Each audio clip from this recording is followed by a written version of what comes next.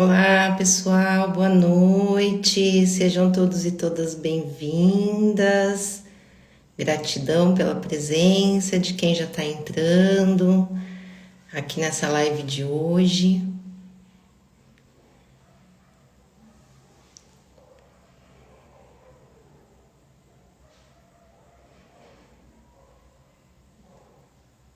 Boa noite, um beijinho a todos. Que Pai Oxalá nos abençoe nessa sexta-feira, a bênção de todos vocês. Vamos chegando.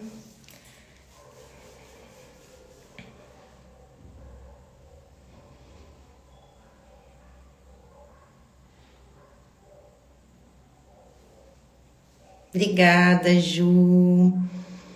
Boa noite, Malba. Boa noite, Márcia. Que Pai Oxalá abençoe a todos nós nessa noite de sexta-feira. Pai Márcio está chegando.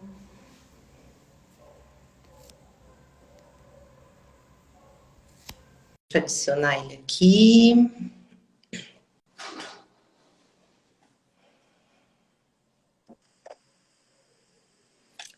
Olá, meu querido, boa noite. Tati, tudo bem? Eu estou bem, o senhor? Tudo em paz. Como estão as coisas? Você me escuta bem? Eu estou escutando sim, estou escutando e vendo bem. E o senhor me escuta bem, me vê bem? Também, também. Então tá bom. A sua bênção Meu e pai lhe abençoe. Sua bênção. Tudo bem? tudo bem, que minha irmã já nos abençoe. Tirando essa questão toda que nós estamos vivendo dessa pandemia que está uma loucura, não é? É verdade. Tá muito grave o quadro, muito preocupante, né? Muito doloroso tudo isso que está acontecendo. Sim, muito Tudo mesmo. isso muito difícil. É um momento muito difícil e muito triste, né? Preocupante, triste, doloroso, como o senhor falou. Mas a gente precisa acreditar que uma hora isso vai melhorar, não é mesmo? Com certeza. A esperança, ela é muito importante para todas nós, para todos nós. A esperança, ela é motivadora. Ela é uma, um alento, uma expectativa e um incentivo também. Viver sem esperança é viver uma vida muito vazia. Exatamente. E a gente temos que manter essa esperança acesa, né? E conjugar esse verbo, né? Fazer dele ação. Não é verdade, é verdade. Esperançar e não apenas esperar. Exatamente. Eu lhe agradeço por ter aceito esse convite. Agradeço duplamente. Primeiro, por ter aceito esse convite. É uma honra, uma alegria imensa para mim poder conversar com o senhor e poder ouvi-lo. É, e que mais pessoas possam ouvi-lo sempre, né? Então, esse é o primeiro motivo do meu agradecimento. O segundo é que eu fiz os cursos com o senhor através do Instituto Ileará e foi sensacional, né, para mim. Eu sou da Umbanda e a gente na Umbanda muitas vezes, em virtude da vertente, né, que a gente tem um conceito de ori também, mas eu não entendia ele muito bem. E aí não entendia a forma de cultuar, inclusive, em casa, eu mesma. E aí eu aprendi com o senhor quando o senhor disse: existe o rito, existem as formas de dar o bori, contudo, para além da forma, o importante é a vontade de cultuar o ori, a conversa que se faz dentro de si mesmo com a sua própria cabeça. E nós podemos fazer isso todos os dias. E daquele dia em diante eu comecei a fazer.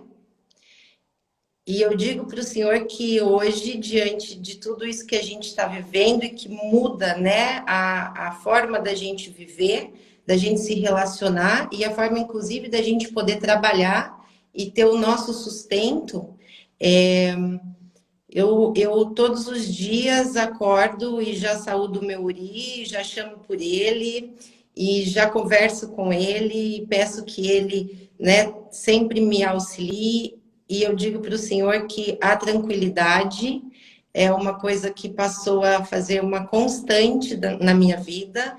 A minha agitação mental diminuiu, é, tudo melhorou. Então, assim, a minha gratidão é imensa por ter aprendido isso com o Senhor, que para além dos ritos e das formas, existe uma essência muito fácil, né, da gente cultuar o Ori.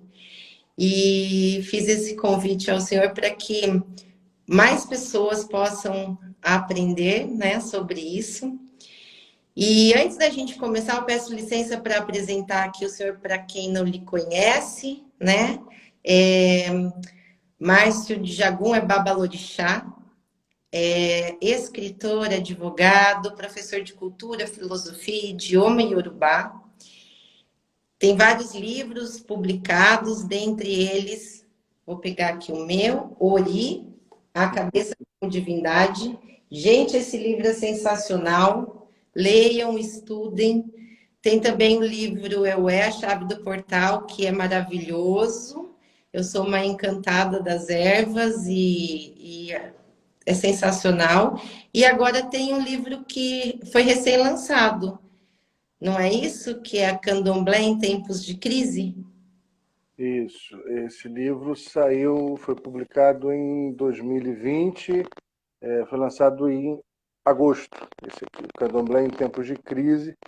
E a gente fala muito sobre os impactos da pandemia no passado, a nossa religião em tempos mais antigos, hoje no presente, e pensamos, refletimos juntos, a partir da filosofia do candomblé, como o candomblé atravessará essa crise, né? E também falamos das outras crises que, infelizmente, também estão inacabadas, né? Como as crises do racismo, da homofobia, das pretensões e egoísmos, enfim. Temos muita coisa para trabalhar, temos muita coisa para refletir e, sobretudo, muita coisa para fazer, né, Tati? Muita coisa para fazer. Exatamente. A gente precisa aprender e colocar tudo isso em prática, não é? Não ficar apenas da boca para fora, das palavras. O nosso Ori sabe, não é, Babá? Quando a gente está só falando da boca para fora e quando não vem do nosso coração de Ocã, quando não vem de dentro da gente, não é mesmo? Eu acho interessante isso que você falou, né? Isso nos propõe uma reflexão sobre uma integração entre a cabeça, enquanto divindade subjetiva, pessoal, enquanto orixá de cada um, e o corpo, ou o restante do corpo. A cabeça e o corpo precisam conversar. O corpo e a cabeça precisam se entender. Em que sentido? O corpo se expressa de muitas maneiras, não necessariamente falando, mas ele se comunica. Ele diz quando está cansado, ele aponta quando há alguma moléstia, quando ele está doente, quando ele está sobrecarregado. Ele diz quando está com sono. O corpo é, tem reflexos de todas as formas. E a gente, talvez pela agitação da vida, pela urbanização das nossas sociedades, a gente deixou de escutar o corpo. A nossa cabeça não percebe tanto isso. Ainda hoje de manhã eu conversava com uma leitora que me perguntou: o senhor conhece alguma coisa para dormir melhor? Eu digo assim, mas você está dormindo mal? Ah, eu durmo tantas horas por noite. Isso é o suficiente? E eu disse a ela, não sou eu que tenho que dizer, é o seu corpo que tem que te dizer se essas horas são suficientes ou não. Não sou eu. Né? Ela falou, mas como eu vou saber? Converse com o seu corpo, perceba. Se você acorda e ainda tem uma sensação de prostração, de cansaço, ou se você acorda vigorosa, disposta, são duas reações bem distintas. A gente precisa prestar mais atenção ao que o corpo nos diz, como o corpo se expressa. Então, essa conversa, como a gente está mencionando aqui, entre o Ori e o Ará, né, pode-se dizer assim, nos ajuda em muitas coisas, inclusive nas relações extracorporais, nas relações sociais, nas relações que a gente estabelece com a nossa sociedade, com o próximo. O corpo reage quando a gente está feliz, quando a gente está ansioso, quando a gente está triste, quando a gente está feliz. Entender as expressões corporais, sobretudo as nossas, ajuda a nós nos conhecermos de uma forma mais saudável. Não é o outro que tem que dizer como eu me sinto. Eu é que preciso identificar. E isso é muito útil, sabe, Tati? Inclusive quando a gente não está feliz, Sim. quando a gente não está bom, não está bem, quando as relações não estão bem construídas. Muitas vezes a gente se incomoda com pessoas com as quais a gente não tem muita empatia, a gente se incomoda com situações do dia a dia, do cotidiano, que nos fazem mal ou nos colocam fora da nossa zona de conforto. E a tendência é sempre nós desejarmos que o mundo mude de acordo com aquilo que nos é mais confortável, de forma que o mundo se adapte, as pessoas se adaptem àquilo que a gente acha melhor. Mas o mundo não muda assim. O mundo não muda assim. E, de certa forma, eu penso, sabe, Tati, que o nosso exercício, o nosso amadurecimento, a nossa sabedoria se constitui no momento em que a gente entende isso e é nós que nos modificamos diante do mundo. Sim, exatamente. Eu também. Babá, deixa eu só falar. Estão avisando aqui que está com ruído. Eu não sei se é o meu ou se é o do senhor. Será que seria o fone? Microfone? Eu vou tirar o microfone e você me diz se fica melhor. Tá bom.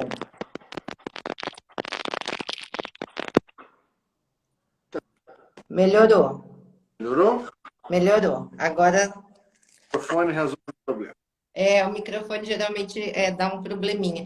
Eu concordo com o senhor. Nosso corpo fala, né? Ele se expressa.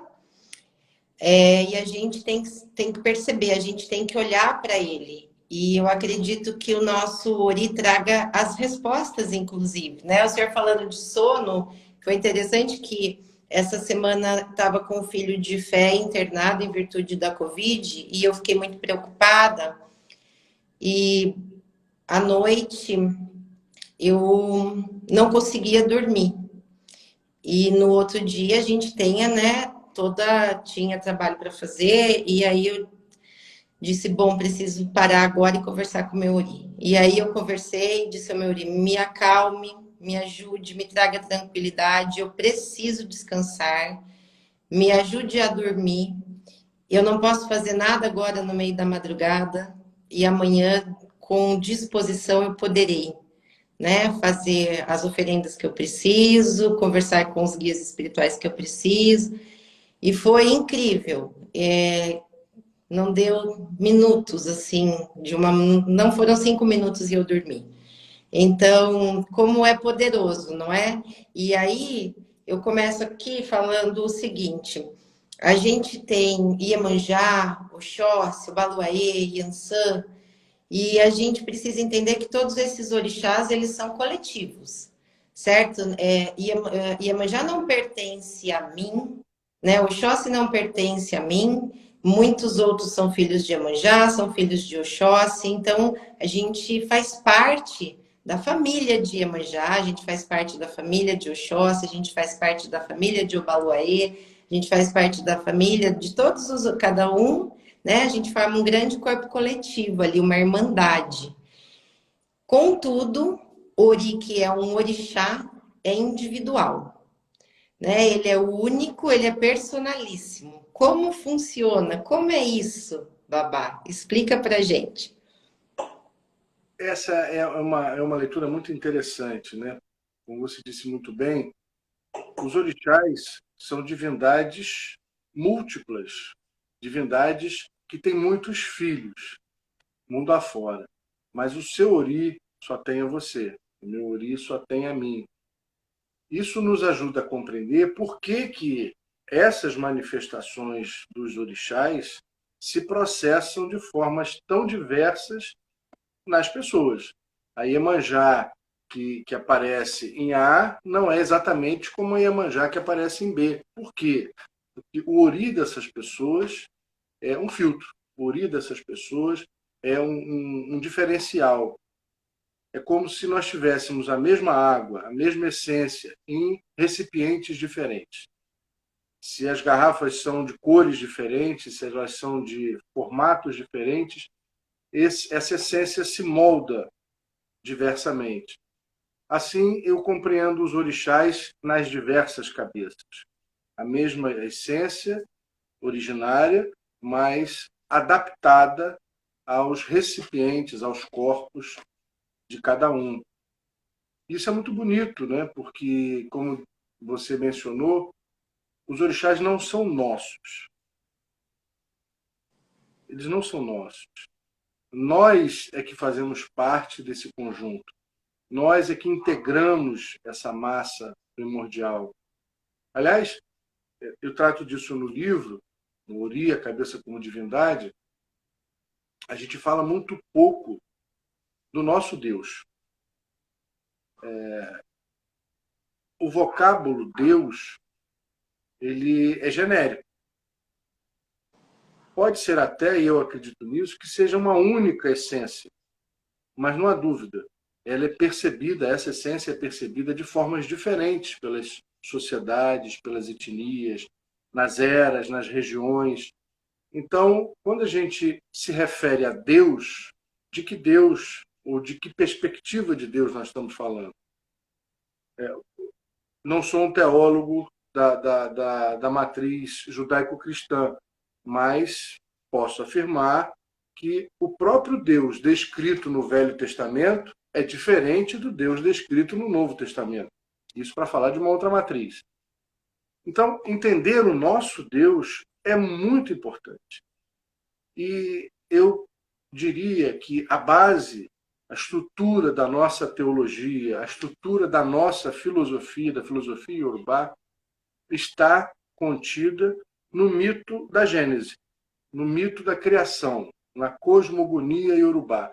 Ali nós temos, de forma cifrada, no estilo metafórico típico da tradição oral, uma narrativa, uma descrição muito minuciosa de como é Deus, qual o gênero dele, qual a forma dele, o que ele pretende, como ele se relaciona com as suas criaturas, o que as criaturas devem esperar dele, qual a relação do homem com essa filosofia da natureza. Então, Deus, por exemplo, Olorum, a nossa perspectiva de Deus, não é imagem e semelhança do homem. Nem o homem é imagem e semelhança desse Deus. De acordo com a teologia iorubá, Olorum é descrito como uma massa de ar disforme. Certo. Olha que interessante. Ele não é barbudo, não é homem, não é mulher, não tem a barba longa, cabeludo, nem careca, nem gordo, nem magro, nem homem, nem mulher. É uma massa de ar disforme. E ao longo dessa narrativa mítica, a gente compreende que esse Deus funciona, se é que podemos mencionar dessa maneira, como um grande regulador do universo. Agbayegun é um dos títulos de Olorum. Portanto, esse Deus, ou essa ideia de Deus, não age nos tratando como se fôssemos marionetes. É um Deus que é um grande regulador, mas ele nos outorga autonomia, ele nos outorga livre-arbítrio. E somos nós, Tati, nós, que andamos no destino com as nossas próprias pernas. Autorresponsabilidade, não é, Babá? Que decidimos a partir dos nossos próprios oris, das nossas próprias cabeças. E isso pode desestabilizar um pouco, porque a gente está acostumado com uma ideia de Deus através da matriz judaico-cristã, que é um Deus mais intervencionista. Pode dar um sustinho, né? Caramba, será que a gente está sozinho nesse mundão aí? Não, claro que nós não estamos sozinhos. Primeiro que nós temos uns aos outros. Pena que a gente esquece disso.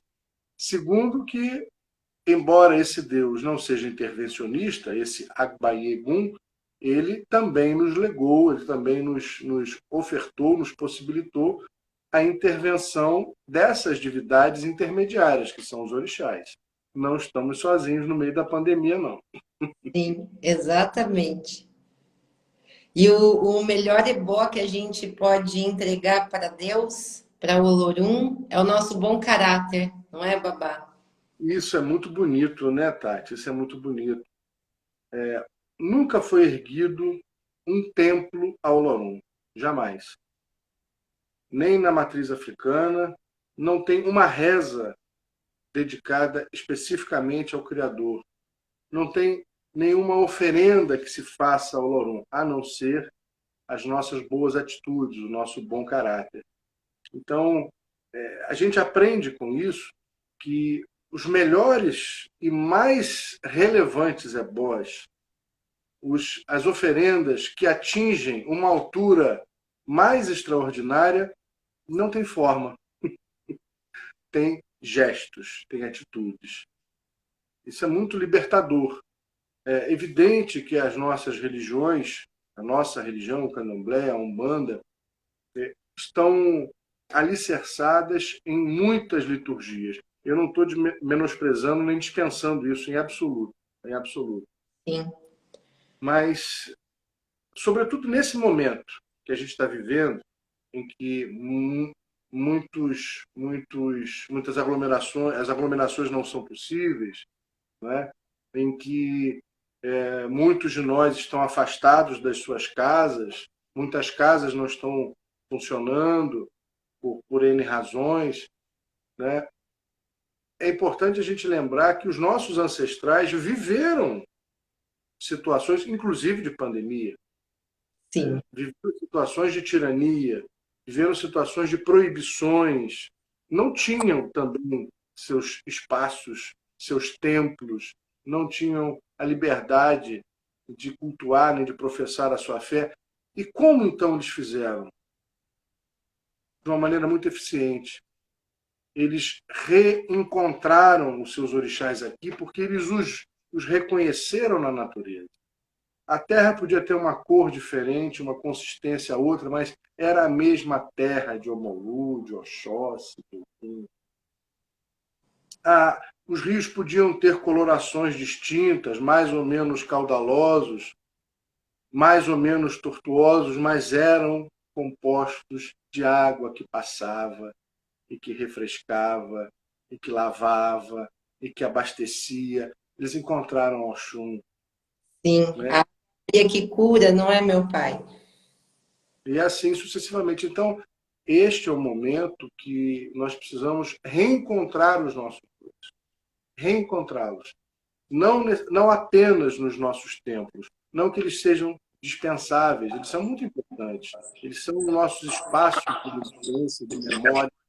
Porém, quem não está podendo ir, quem não está podendo frequentar, quem não está em condições de professar como de costume os seus ritos, reencontrem os seus deuses na natureza. Olhem para as folhas como sendo objetos, como sendo elementos sagrados. Toquem na água, toquem na terra, lidem com a chama de uma vela como a própria presença de Xangô, a própria presença de Exu. Os nossos ancestrais nos ensinaram isso. A gente não pode deixar de reconhecer os nossos deuses aonde nós estivermos. Por isso é possível cultuar o Ori em qualquer lugar. os nossos corpos são templos, templos sagrados. Os nossos ojubós, os nossos lugares de culto, os nossos quartos de santo, os nossos igbás, são da maior relevância, mas o orixá mora no nosso corpo. Ele está onde nós estivermos. Nós os encontramos aonde nós formos.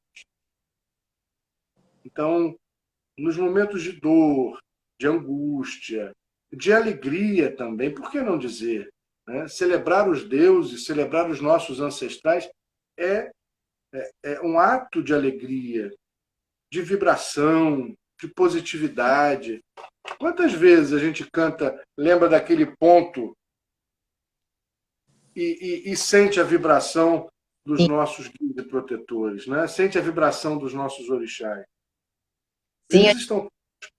a gente pode cantar, dançar, reverenciá-los, onde quer que seja, não é porque o nosso corpo é templo vivo, é templo sagrado, é um templo que está em movimento, é um templo que também não só pode, ele deve sentir prazer, não é? Porque eu entendo que o Olorum nos dá a oportunidade de mais uma vida, porque a existência para nós é uma coisa contínua, não é, pai? Contudo, a gente vai tendo vidas, não é?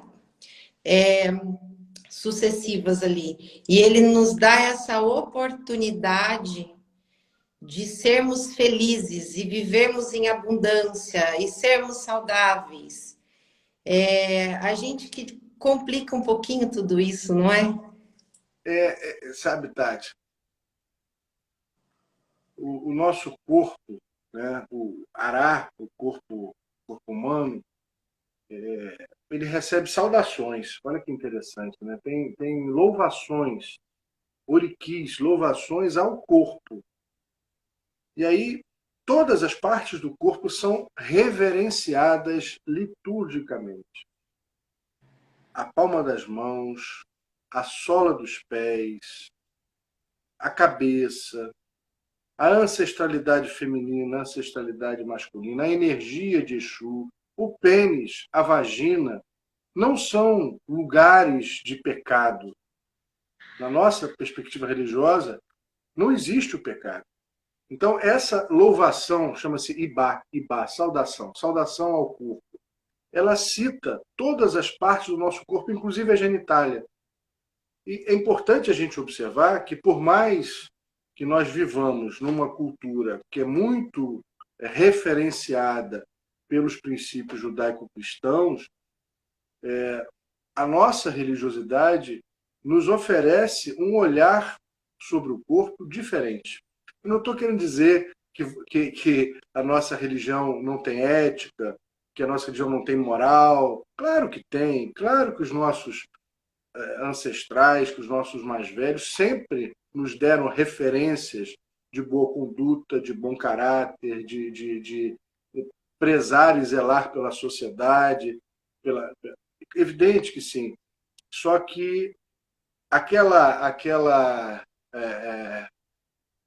tríade, culpa, pecado e punição, não fazem parte da nossa teologia. E isso é fantástico, porque a culpa adoece. Adoece e pode levar à morte, ao fim dessa jornada aqui, dessa jornada mítica que todos nós temos a oportunidade de viver, não é? Esse trinômio, né, como a gente diz, esse trinômio é base da teologia cristã. Foi criado, né, concebido por Santo Agostinho, que é considerado um grande filósofo, uma referência ocidental, mas este trinômio não faz parte das nossas liturgias. Então, quando a gente olha para os nossos deuses, quando a gente se relaciona com os nossos deuses, quando a gente louva os nossos deuses, a gente não deve colocar nessa relação esses três elementos. Não nos pertence, felizmente. Felizmente, isso é fantástico, porque é uma libertação de dogmas, de culpas, de pecado, e isso permite que a gente possa caminhar com liberdade e transitar pelo nosso destino, pela nossa trajetória existencial de forma mais leve também. Pois é, eu acho que a nossa religiosidade ela é extremamente moderna e extremamente libertária. É uma religião que entrega, em que Deus, o Criador, entrega nas nossas mãos a rédea do nosso destino. Esse Deus, repito, não é um ente, não é uma entidade que nos manipula. Pelo contrário, ele confia tanto em nós, ele acredita tanto nas nossas possibilidades, que ele nos oferece a liberdade. E a liberdade, observe, ela é uma potência que transcende a morte.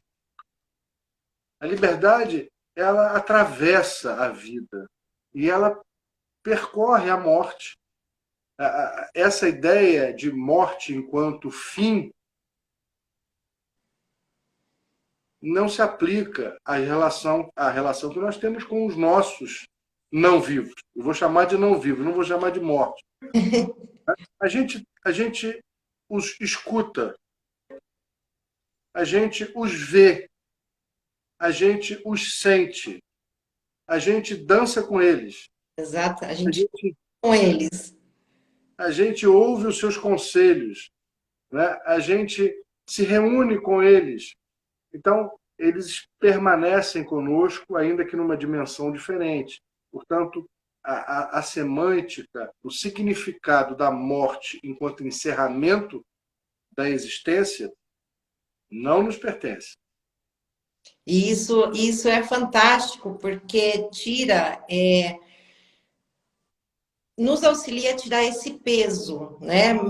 Essa dor. Claro que quando a gente perde, né, um ente querido que ele passa dessa vida e ele volta ao Orum, ele volta, né, para o lar verdadeiro, a gente sente esse afastamento, porque a gente não vai ter mais aquele toque físico como nós estamos acostumados. Então, a gente sente, é dolorido, contudo, existe uma possibilidade da gente viver o luto de outra forma, da gente viver o luto com leveza, sabendo que eles vivem através de nós, que eles continuarão vivendo através de nós e nós também viveremos através deles.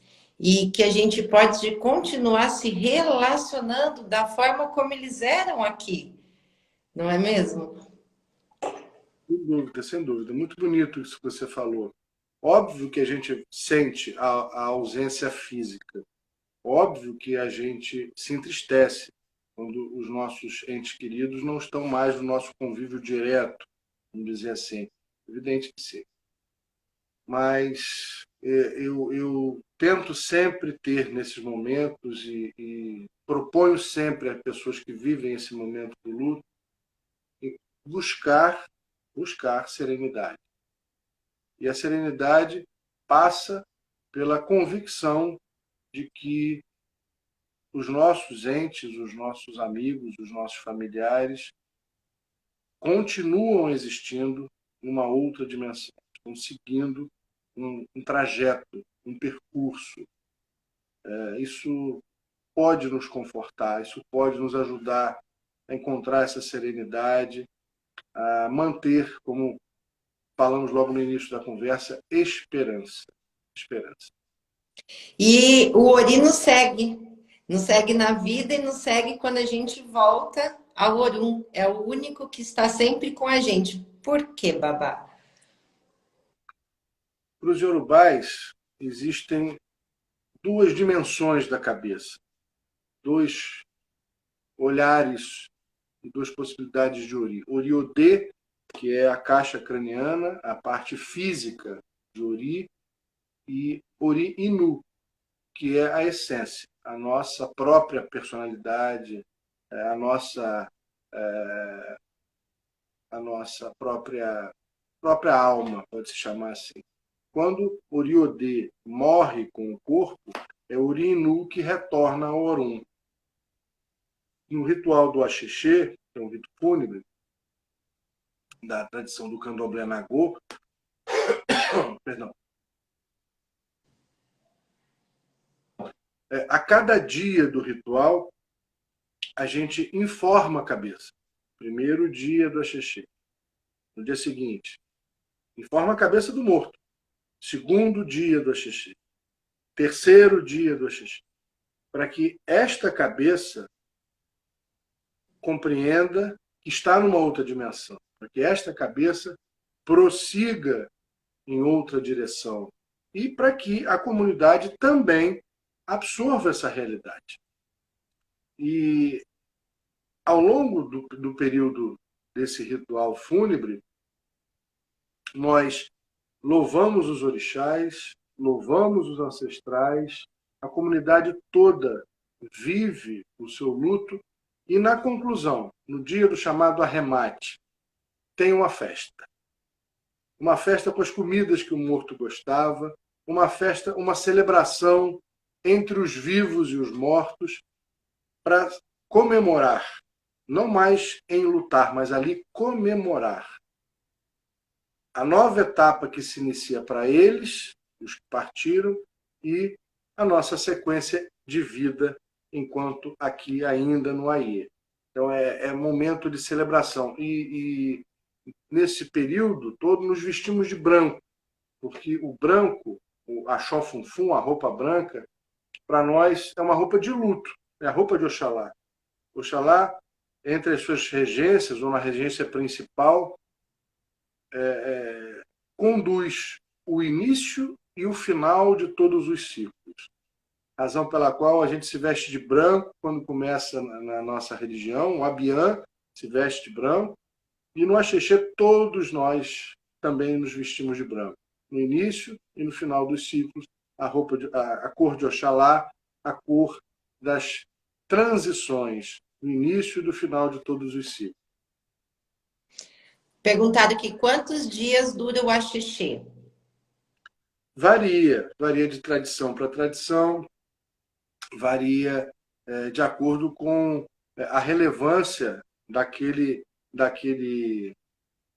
ori, daquela pessoa do morto, para a comunidade. Tem Axixê de 7, de 21 dias. O luto, por exemplo, no Gantuá, quando uma menininha morreu, o terreiro ficou fechado 21 anos. Nossa. 21 anos. Enfim, então há casos e casos. Cada caso é um.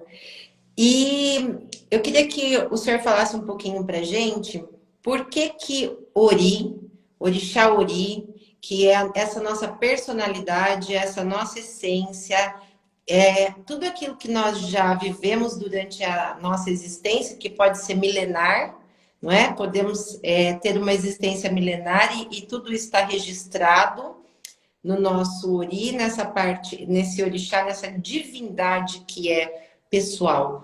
Por que é o mais forte, o mais poderoso e ao mesmo tempo é o mais frágil? Você leu o livro direitinho, hein? Você leu o livro direitinho, fez o livro de casa.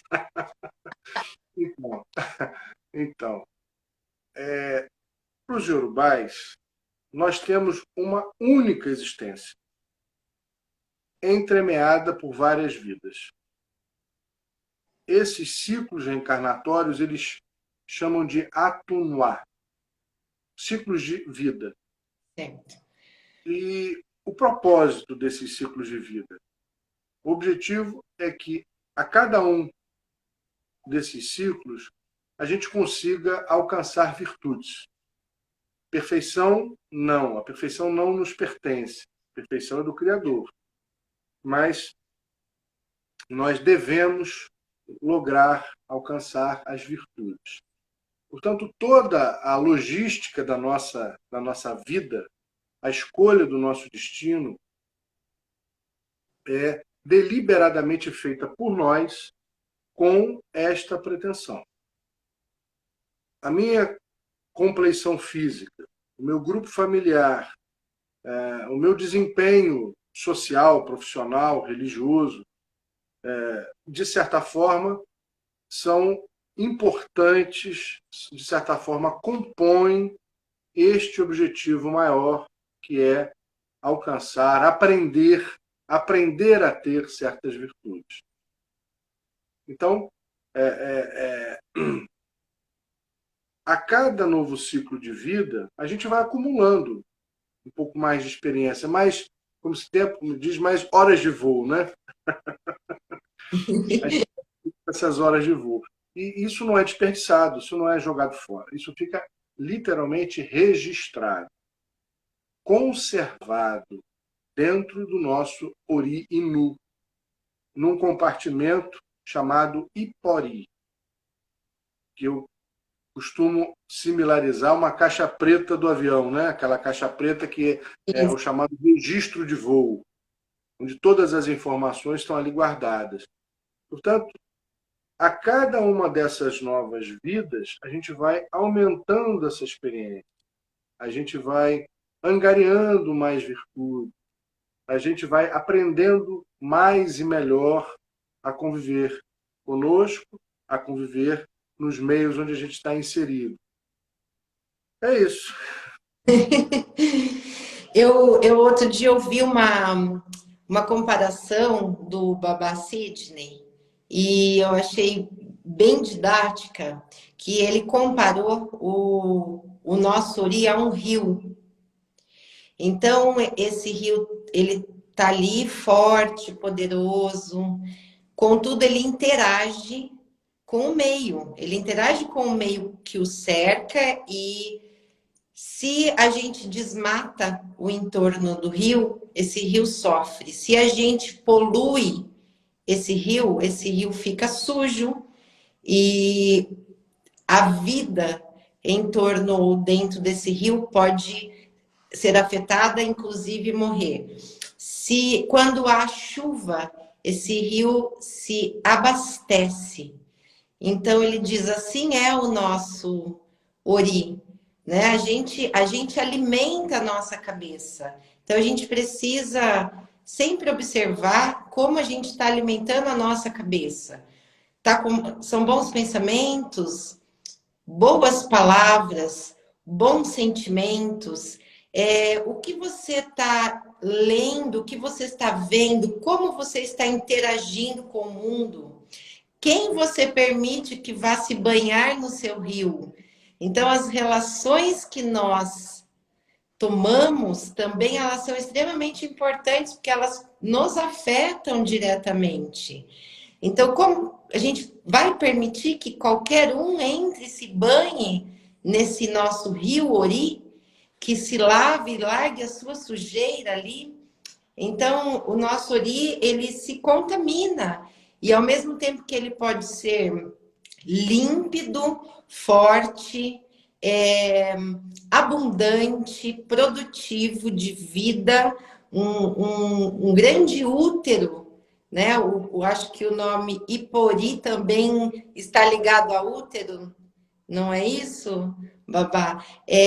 Onde tudo pode crescer e acontecer dentro dessa trajetória de vida que nós escolhemos aqui, também tudo aquilo que a gente coloca de negativo para dentro de nós e que a gente interage, afeta e vai fazendo com que aquele grande rio de repente se torne um pequeno córrego. E o nosso Ori, adaptável como ele aceita viver como córrego, não é? Eu gosto muito, Tati, do Sidney de Xangu. Gosto muito dele, é uma pessoa inteligentíssima, um, um grande babalorixá, uma pessoa inteligente, uma pessoa que contribui muito para a nossa cultura, para a nossa religiosidade. Acho essa metáfora que ele faz linda. E isso me faz reiterar como é importante zelar pela cabeça todos os dias. Isso não é o babalorixá nem a lorixá que faz, não. Somos nós. A gente tem uma mania de terceirizar soluções, né? E de terceirizar problemas também. Ah, o problema é o meu vizinho, o problema é o meu colega, o problema é o meu companheiro ou companheira, o problema é o meu patrão, o problema... Sim, alguns são problemáticos, mas e nós? Essa pergunta precisa ser humildemente feita por nós, para nós e nós.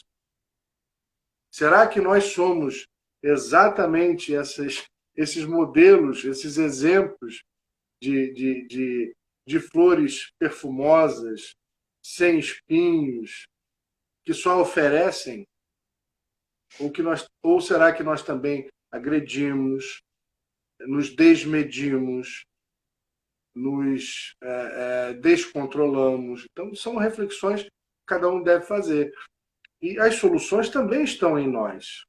Os sacerdotes, as sacerdotisas, têm a função de ajudar, de orientar, e não de mudar as pessoas. Se fosse assim, era muito fácil e também não teria mérito o esforço de cada um. Então, Autonomia, né, Babá? As pessoas precisam entender que elas precisam ter autonomia perante as suas vidas. exatamente. Então, esse cultuar Ori é diário. É cuidar daquilo que a gente conserva nos nossos sentimentos. Que comida eu estou fazendo para o meu Ori hoje? Que alimento eu estou dando para o meu Ori? Né? Eu não vou entregar, mesmo que eu não vá entregar fisicamente nenhum ebó, remoer certos sentimentos, me entregar a determinadas emoções, a ódios, a rancores, destrói a minha cabeça. Destrói. E não é ninguém que faz isso. Nem o pior inimigo tem esse poder. Nós temos. Ao passo que, se a gente tenta dissuadir esses rancores, se a gente tenta dissuadir essas raivas, porque todos e todas temos. Não tem tempo de santo certo, não tem cargo certo. Somos humanos, e humanos têm isso. Sem exceção. Sem Ainda exceção. mais que a gente vive numa sociedade que fomenta o ódio, que fomenta o sofrimento. A gente foi ensinado dentro dessa cultura hegemônica, eurocêntrica, a gente foi ensinado que para a gente ser feliz a gente precisa sofrer, né? Que a gente precisa carregar uma cruz, a gente precisa se crucificar para depois a gente encontrar o reino dos céus. A gente é ensinado o auto-ódio, a gente é ensinado, né, a palavras odiosas.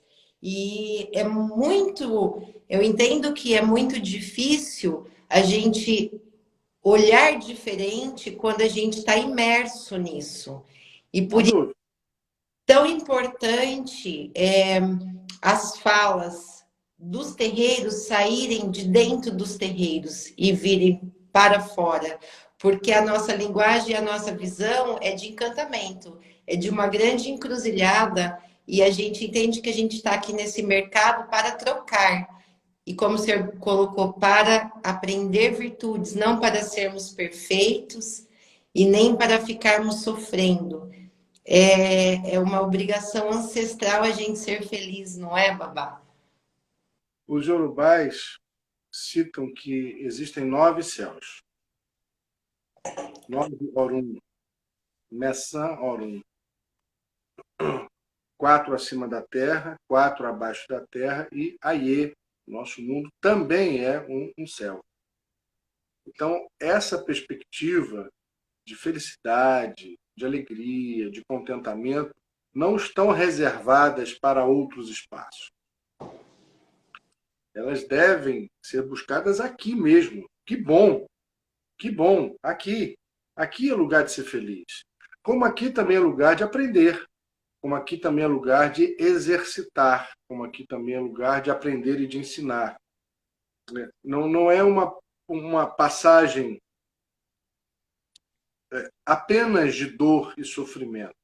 Não, mas é preciso entender que na busca das alegrias, às vezes há tropeços, há dores e sofrimentos, Mas se a gente tiver essa serenidade, tiver esse orirerê, a boa cabeça, a gente consegue reverter ou converter esses momentos dolorosos em importantes aprendizados.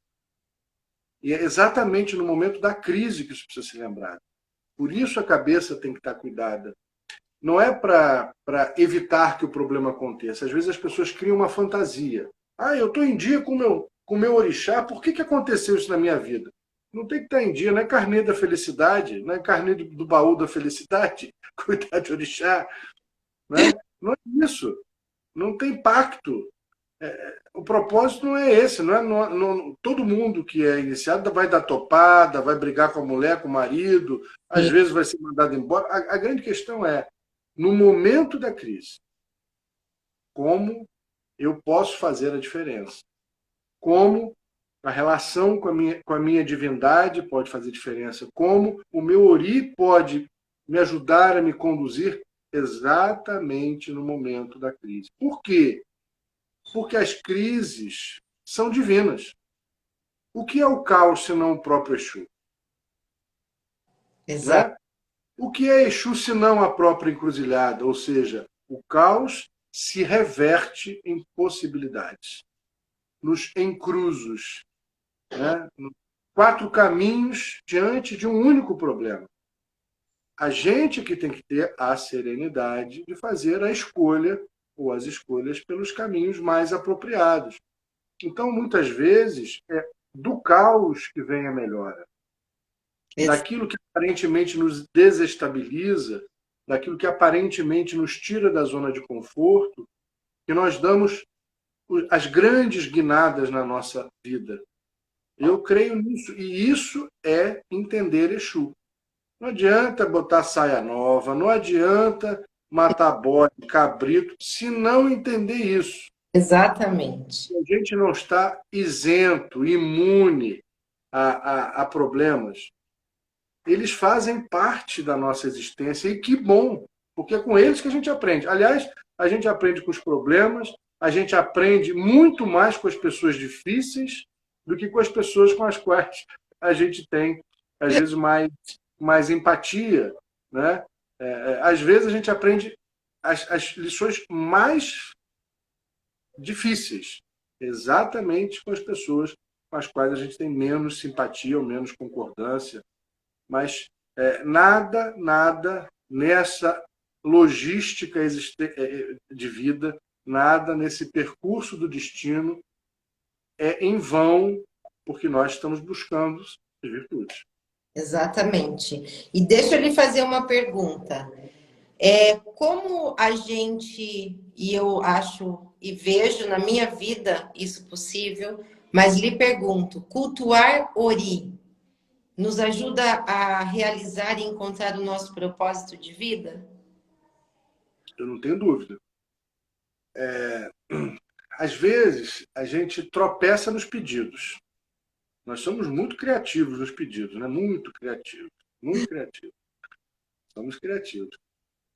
A gente pede tudo que é consequência, mas às vezes a gente esquece de pedir aquilo que é essência, que é causa. Né? Primeiro, o conceito de prosperidade. O que é prosperidade? O que é riqueza?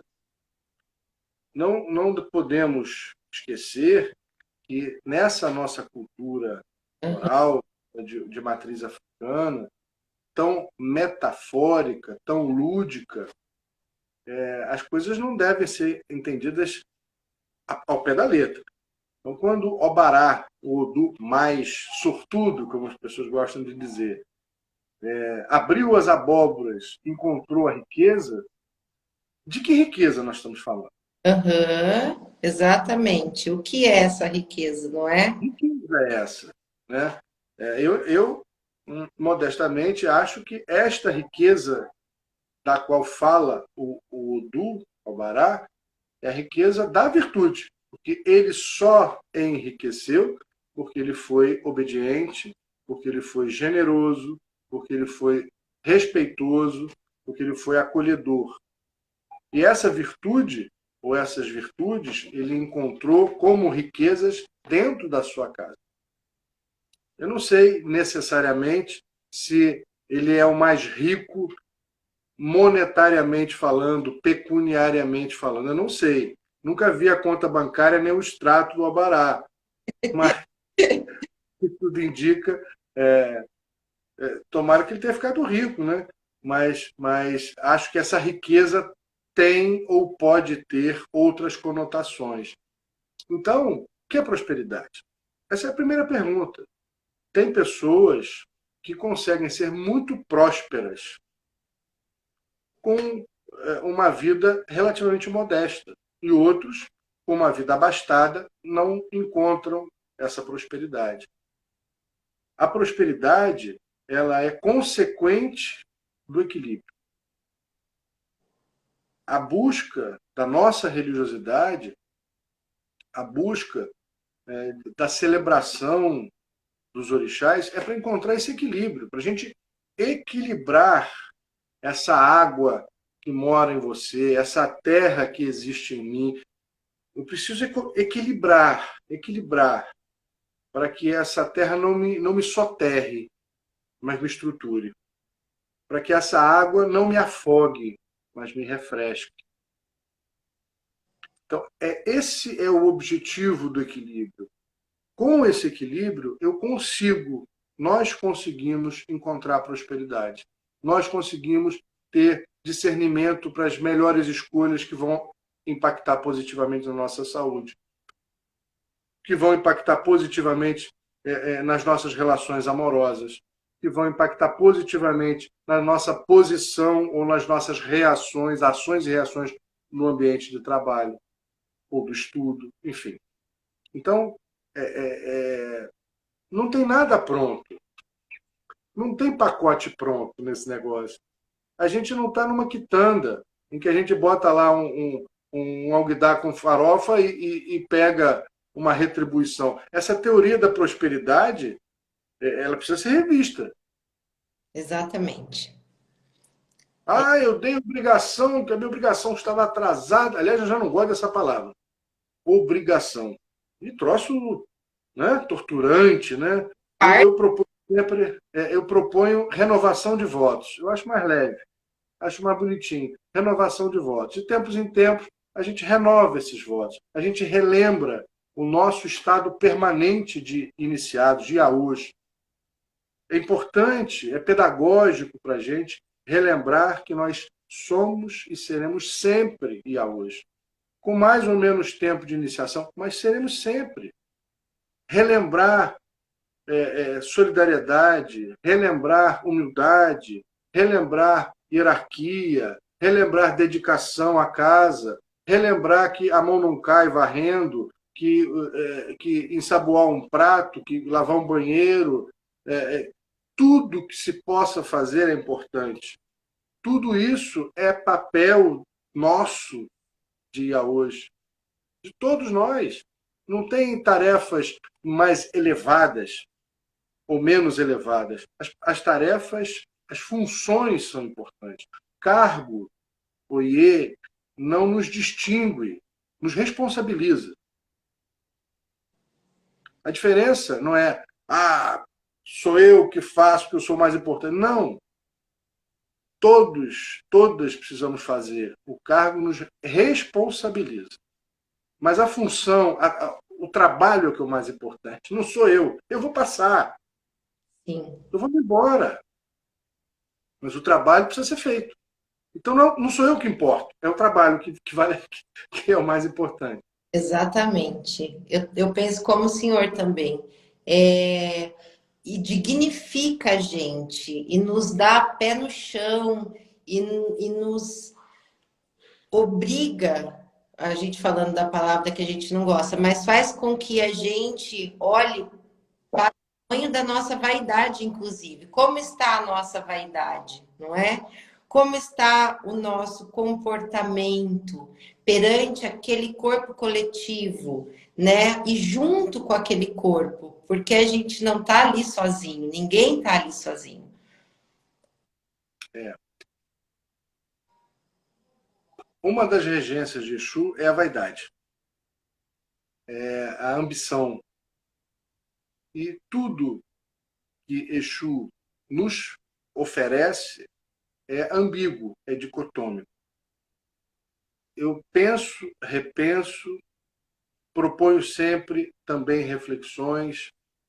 A, a, a vaidade, a ambição, elas podem ser muito positivas. A vaidade, até certo ponto, é necessária, porque ela ajuda na nossa autoestima, Sim, ela nos impulsiona positivamente. A própria ambição, ambicionar, desejar, ter, pode nos tirar da inércia. Né? Por isso tem a ver com Exu, né? É sim, movimento. Quando esses sentimentos, essas sensações se tornam estáticas, elas ficam negativas. Note essa relação com o Exu, que é movimento, que é rompimento da inércia. Se eu ambiciono e me mexo para obter, né, com os bons propósitos, é bom que se diga, né, é, eu agi positivamente com a energia de Exu. Agora, se eu reverto com maledicência, com inveja, com energias negativas, essa estática me destrói. Então, é Ori que vai decidir o que eu faço com a ambição, com a vaidade. É Ori que vai me ajudar a administrar essas sensações. E como disse você muito bem, de forma precisa, medir, mensurar. Será que até certo ponto isto que está me incomodando é porque mexeu na minha vaidade? Será que isto que me incomodou está mexendo nas minhas ambições? Por isso é que eu proponho sempre autorreflexão. Converse com a cabeça, converse com o Ori. Né? O que está te incomodando? O que está me incomodando? O que está me torturando? Será que é o outro ou será que sou eu mesmo? perfeito. Será que os propósitos valem a pena? Enfim, são reflexões que todos e todas nós necessitamos fazer. Não é quem é novo nem quem é velho. Nós precisamos fazer a todo momento da nossa vida, eu acho. Eu também penso assim, a gente, muitas vezes a gente, né, a pessoa diz, para mim nada dá certo, a minha vida tá tudo muito difícil.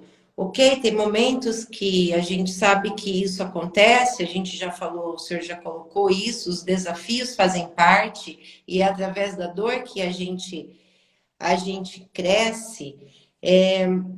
Mas tem pessoas que ficam presas nesses movimentos, não são, são movimentos internos. Por fora fica tudo estático e por dentro fica uma reclamação, uma reclamação. E eu vejo que isso só faz com que o buraco se torne maior. Tati, isso que você falou acontece muito e nós precisamos estar atentos. Essa espécie de mantra negativo, né? Nunca dá certo, eu nunca consigo, eu não posso, eu não vou. Essas repetições, elas estabelecem padrões vibratórios. Não podemos olvidar, esquecer que a palavra tem poder. Isso é um princípio básico da nossa religiosidade. A palavra tem poder, poder de concretizar, de realizar. Olha o que a palavra faz. Ela traz entes do passado e faz o mito se fazer real, verdadeiro. Todas as vezes que a gente canta para Xangô e roda o Amalá, a gente está trazendo uma expressão do passado e o mito está se fazendo presente, tatilmente. Olha o poder que essa palavra tem de invocar, de provocar, de realizar. E aí a gente esquece disso. Que encantamento, que macumbeiro somos nós se a gente não encanta a nossa própria vida. E esse encantamento não está lá no Alguidar, não. Está aqui, ó, na palavra. Encantar a minha própria vida, encantar a vida daqueles que eu amo. Isso é candomblé. Isso é Umbanda, isso é magia. É verdade. Nossa, sabe as palavras. Gratidão por essas palavras maravilhosas. Babá, são 9h05. Eu não sei como o Instagram não nos derrubou ainda. Então, a nossa live está caminhando aí para o fim. Tinha uma pergunta que eu vou fazer ao senhor que colocaram aqui. Segundo a sua experiência, pessoas que não. Sou a Bian há 4 anos, sou feliz assim. Existe, segundo a sua experiência, pessoas que não têm necessidade de serem iniciadas? Sim, claro. Primeiro que a iniciação ela não é uma necessidade propriamente dita. Ele é um percurso também, é um processo. Eu gosto de entender a iniciação como um processo. Tem muitas pessoas que vivem uma vida inteira ou convivendo com a casa de santo, com o candomblé, felizes da vida, equilibrados, prósperos, é, é, compartilhando daquilo que eles gostam, e não se iniciam. Não tem que ser uma imposição, não é? Não tem que ser. O oráculo pode nos ajudar nessa orientação, mas, repito, a gente sente também. Se é um momento, se estamos confortáveis. Eu recomendo sempre, inclusive dentro da minha casa. Olha e tal, eu não estou me sentindo bem, eu estou em dúvida. Não faz. Não faz. Não faz. E cultuar Ori tem que ser um ato voluntário, não é mesmo? Se existe algo importante na nossa religião, é liberdade. Uma religião que se constitui no Brasil a partir de pessoas que foram segregadas, que foram privadas da liberdade, a gente não pode compreender um culto à natureza dentro de uma gaiola. Perfeito. Não faz o menor sentido. Não faz o menor sentido. Não cabe, não é? Não cabe, não cabe, não cabe numa gaiola. Não cabe num jardim. Essa natureza não cabe num jardim. Não cabe num aquário.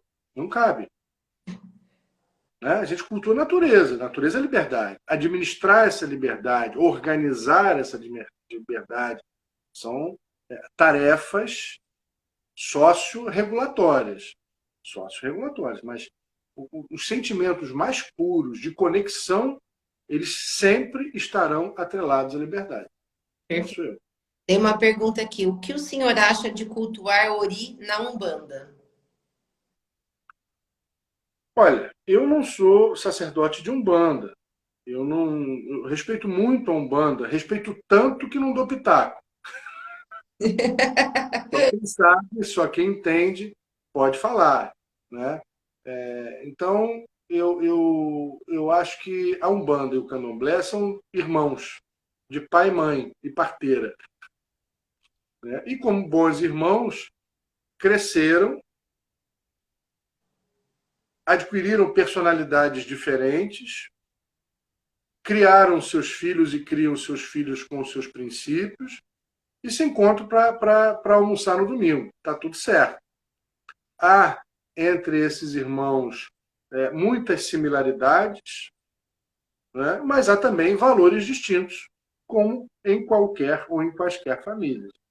Né? Então, os irmãos de pai e mãe podem transitar, ter experiências diferentes, podem ter convicções próprias. Isso é do jogo. São duas religiões distintas. Tem uma matriz africana, ou matrizes africanas. Prefiro dizer assim, entender assim. Matrizes africanas. Mas há muitas coisas há muitas umbandas, assim como há muitos candomblés. Não cabe numa caixinha, não cabe numa forminha de empada.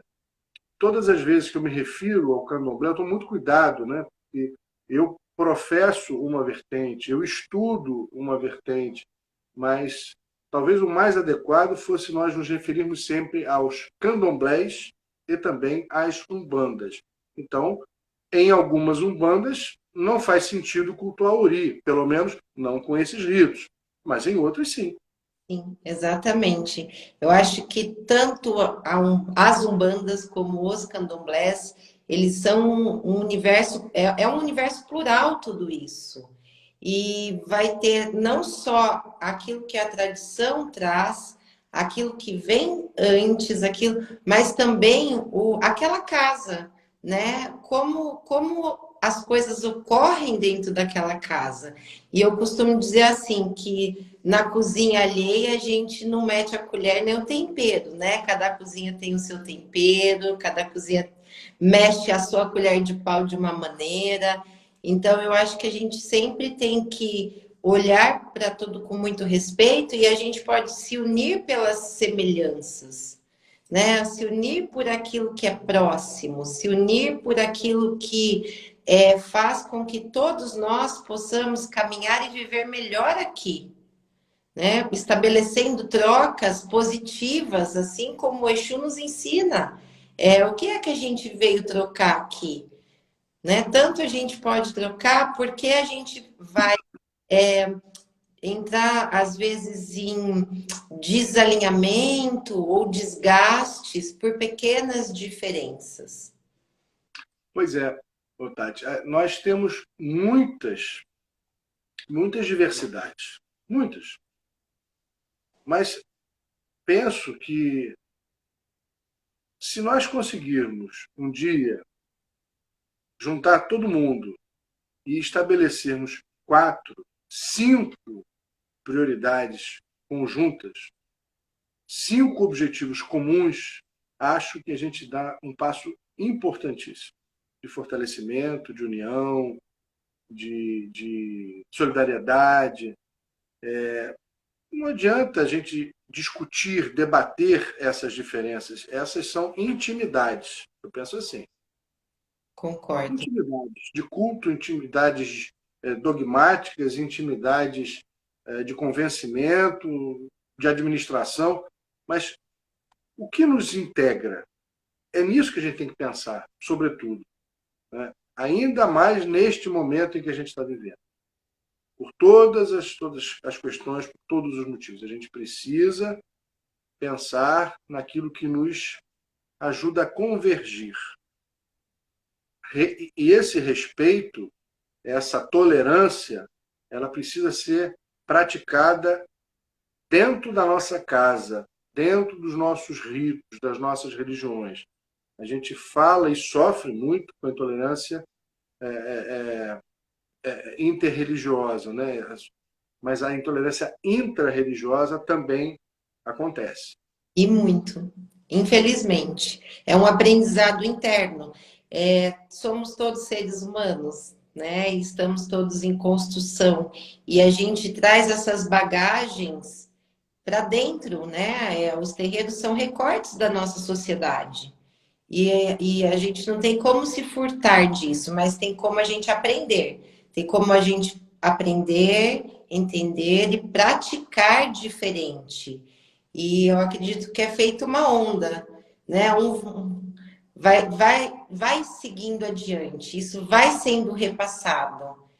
E eu também espero que em algum momento a gente consiga essa grande junção de forças, né, para que a gente se estabeleça com outros olhares internamente para nós mesmos. Eu acho que isso nos fortalece enquanto comunidade de terreiro e nos fortalece perante essa sociedade que muitas vezes nos afeta, tenta nos ferir, tenta nos usurpar e não aceita, né? Já começa pela não aceitação. Então, eu acho que isso pode auxiliar muito, tanto internamente quanto nessa conjuntura social externa. Com certeza. Nós podemos e devemos ser religiosos dentro e fora dos terreiros. Faz um impacto positivo para a gente. Tati, meu bem, eu vou agradecer a você pelo acolhimento, vou agradecer a todas e todas que estiveram aqui conosco, nos acompanhando, participando, apoiando esse nosso encontro, prestigiando esse nosso encontro. Eu rogo ao Molu, meu pai, ao Baluayê, que nos cubra com as suas palhas sagradas, que nos alente o coração, que nos ajude a compreender essa visita tão delicada que Arum, a doença, está fazendo no nosso planeta, e que a gente possa aprender com tudo isso, que a gente possa sair melhor disso tudo, nos tornando pessoas diferentes, mais acolhedoras, mais responsáveis, mais reflexivas, que a nossa cabeça, que o nosso Ori nos ajude a percorrer esse caminho de amadurecimento pessoal e social. Um beijo para você, muito axé. Eu que lhe agradeço de todo o coração, peço a sua bênção mais uma vez, agradeço a todos que vieram aqui prestigiar, ouvir. A sua partilha generosa me encanta e eu tenho certeza absoluta que encantou a todos que estão participando dessa live hoje com a gente. Faço das suas palavras as minhas. E um beijo enorme no seu coração, que em breve a gente possa se encontrar. Axé, obrigado a todos. Boa noite, Babá. Axé, beijo, boa noite a todos e todas. Bom final de semana, saúde e paz. Axé, Laroie, Motumbá, Boa noite a todos.